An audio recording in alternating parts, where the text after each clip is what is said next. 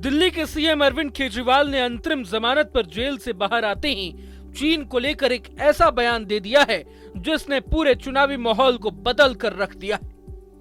ऐसे में सवाल उठता है कि आखिर अरविंद केजरीवाल के मन में क्या चल रहा है और ऐसा क्यों कहा जा रहा है कि चीन पर केजरीवाल की स्ट्रैटेजी मोदी की गारंटी की काट साबित हो सकती है। इसी बीच केजरीवाल का जेल से बाहर आना बीजेपी के लिए सिरदर्दी बन चुका है।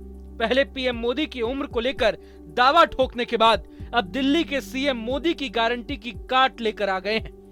लंबे समय बाद केजरीवाल ने प्रेस कॉन्फ्रेंस करते हुए आम आदमी पार्टी की 10 गारंटियों का ऐलान किया है और कहा है कि ये 10 गारंटियां इंडिया अलायंस की सरकार बनने पर पूरी की जाएंगी।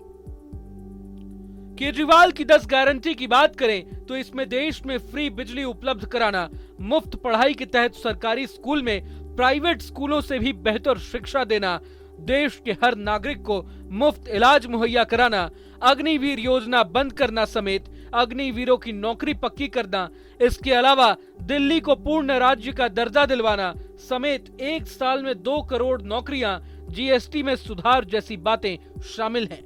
लेकिन इन 10 गारंटियों में सबसे अहम बात चीन को लेकर कही गई है, जिसकी अब सबसे ज्यादा चर्चा हो रही है।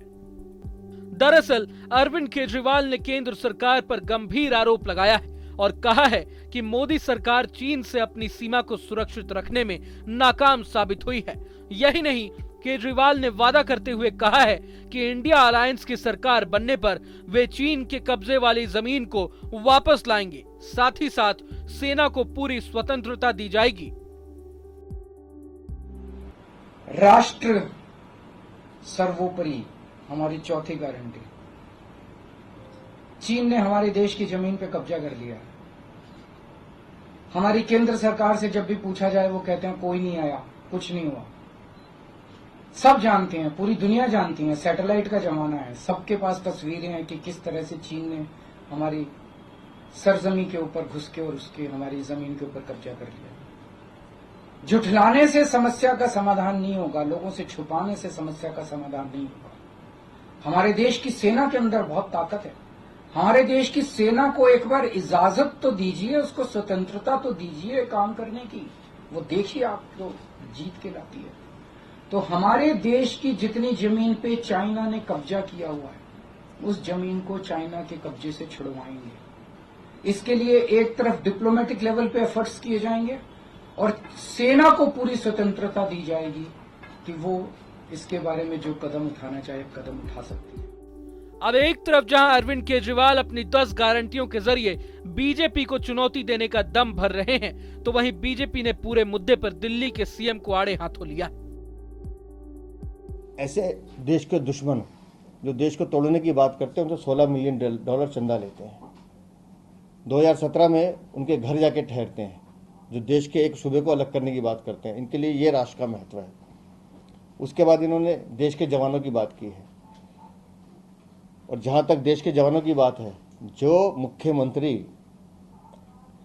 देश के जवानों की शहादत पर सबूत मांगता हो, ऐसे मुख्यमंत्री के मुंह से जवानों का नाम लेना मुझे शर्मिंदगी लगता है। मुझे लगता है कि वो धोखा दे रहे हैं देश को।